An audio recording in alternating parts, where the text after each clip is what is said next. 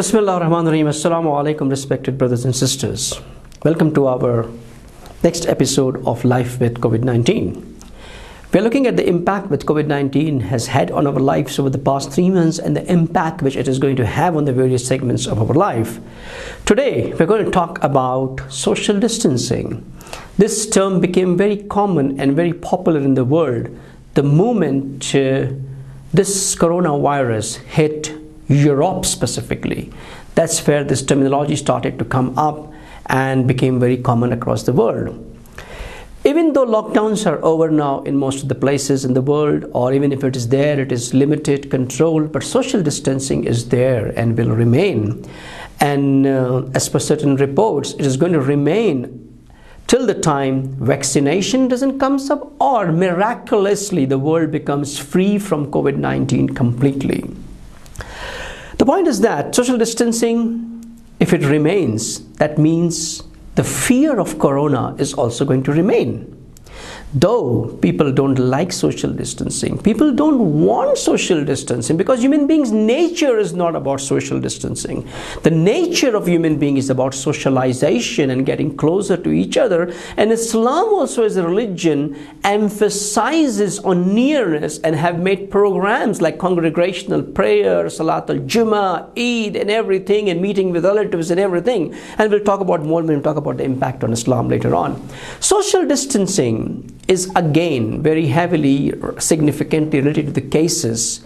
Like in countries where cases fell down, like in China, social distancing has reduced now. Even in Europe, now social distancing is reducing. But in developing countries, high population countries, it's very difficult. It's very difficult to maintain social distancing. People are not used to such practices. Places like India and even in Pakistan, in Sri Lanka, in Bangladesh, under one roof of 50 square meters, there would be 10 people living over there. How do you maintain social distancing? But unfortunately, COVID-19 demands social distancing. People are too busy in developing countries to earn their bread. If you tell them about social distancing, so how are we going to work? But still, if COVID-19 remains, we need to maintain social distancing standards to a certain extent till the time we are not assured that the spreading methodology of this virus is not related to distance that much, or the virus is not there, or the vaccinations are coming up. For sure, with social distancing, life will not be normal. Some global powers also want social distancing to remain always for certain political, socio-political and ideological benefits which they get out of it over here. Social distancing has certain major effects. Okay, we are going to talk very quickly about some of the effects of social distancing so that we know what impact it has on our life and what impact it will have and how do we cope up with this. If you look with social distancing, the fundamental problem which is coming with social distancing, the effect which is coming is on the economy of the country, on the economical life of people. Why? Because number one, public transports are restricted. Trains, buses which were carrying hundreds and millions of people every day in the morning from their homes to offices and bringing them back from offices to home. Now you cannot have these many people commuting at the same time because of social distancing measures, which means this will restrict the workers to reach their workplaces, which means that there will be a change in the work pattern. Many people will have to work remotely, which might not be possible. Not everything can work remotely. Restaurants cannot work remotely. Many things cannot work remotely. Then there will be layoffs and job cuts which are going to happen, and which is happening. Travel industry is going to suffer a lot because of social distancing. Airlines already have suffered. They might have to reduce space and seats inside the flight, which will take the traveling cost up. All these problems are going to come. Public places of businesses like restaurants, malls, etc. These places, people will not be able to visit and not be able to really have and enjoy and be comfortable with so much of social distancing measures. You're standing outside a supermarket because it's getting congested inside. You have to wait for someone to come out and then you go inside. If you look at statistics, like even in Sweden, where there was no lockdown, the footfall in shops and malls which were all open, throughout they were open, fell down by 50%.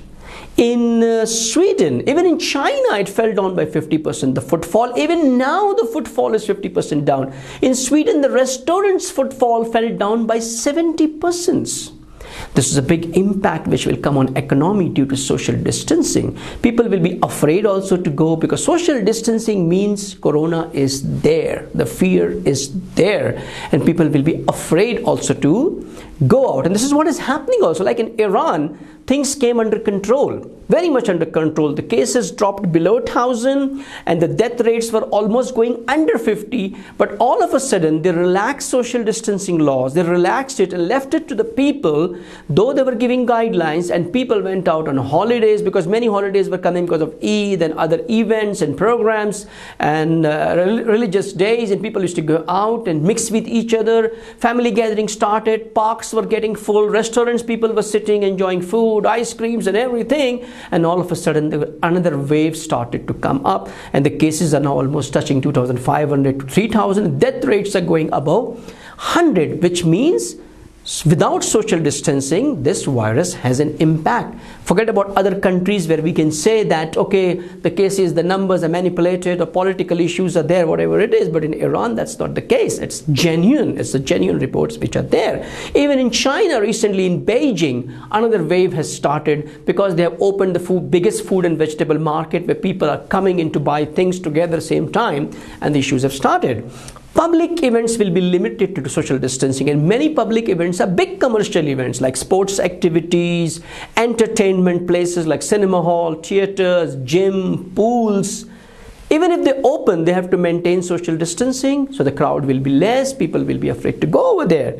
These all are impacts of social distancing which has been there and which will remain with us.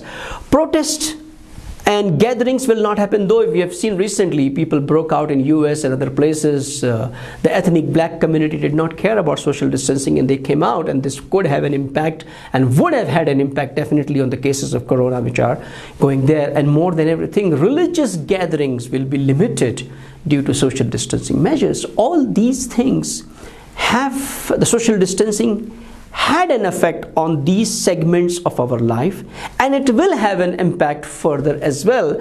And those things, okay, certain things you can still manage, but things which are directly affecting our economical life and also religious life, they are very difficult to manage, and we have to look at ways how we cope up with these things, how we will do these things. Like for example, with COVID-19, this is the first time in history Hajj is not going to take place, which is a big impact on religious life.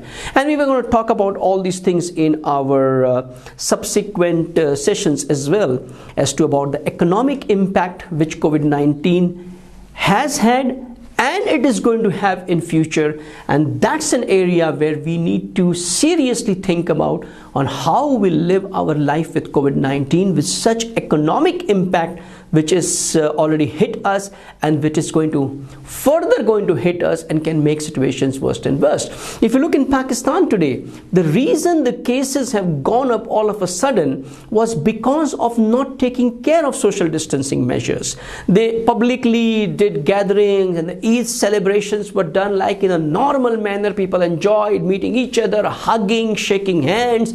All these things were going on, and the result, you see, the cases just spiked off like anything. And this is what happens. This virus is contagious. It spreads when you're speaking. Your aerosols are coming out from your mouth, and your swab test which you do for COVID-19 is testing the same thing. The sputum which is inside your mouth, which is there, that's what is being tested, and that comes out, which means if someone is infected, the virus is straight away coming out from his mouth, and if you are at a very close distance to that person, it is going to affect you. And then it's the game between your immunity and the exposure to the virus. That's what will decide whether it will get killed very quickly or it is going to stay on for some time. Hence, social distancing measures need to be in place for quite some time. The question is not to eliminate social distancing. The point is we need to maintain social distancing, specifically in those countries where the cases are still on. Once the cases become zero and they go down completely for some time and you don't see any cases coming up, that's where the social distancing measures can be relaxed. But again, remember, the world is a global community. You see, in New Zealand, 2 British ladies went there and again it started over there, and they came in contact with 300 plus people and they were found that they are infected. Now they're tracing 300 people to test them and find them if it is going to spread further and another wave is going to come up. Hence, this is a challenge which is there in front of us, and life with COVID-19 needs to take this aspect very seriously. In managing social distancing, again, this needs to be managed, not just yes or no, whether we should have social distancing or we should not have social distancing. This should be managed, and the leaders of the nation, the scholars and other intellectuals, the medical professional, they need to continuously give us all the right guidelines on social distancing based on the situation of COVID-19 as it takes place in different parts of the world. But as a personal responsibility, wherever possible, whenever possible, in the current situation, we need to maintain social distancing. Life has to be normal. We cannot just sit at home and not do our work. We need to do essential things. Lockdowns was never a solution. We need to do essential things, but at the same time, we need to be careful. We need to, as I said in my last session, on hygiene standards, and second is on social distancing. We need to be careful about social distancing, maintain the distances wherever possible. There is no need to do things which are non-essential and which can be avoided for some time. Inshallah, we pray for the safety and well-being of all believers and the entire humanity. Wassalamu alaikum wa rahmatullahi wa barakatuh.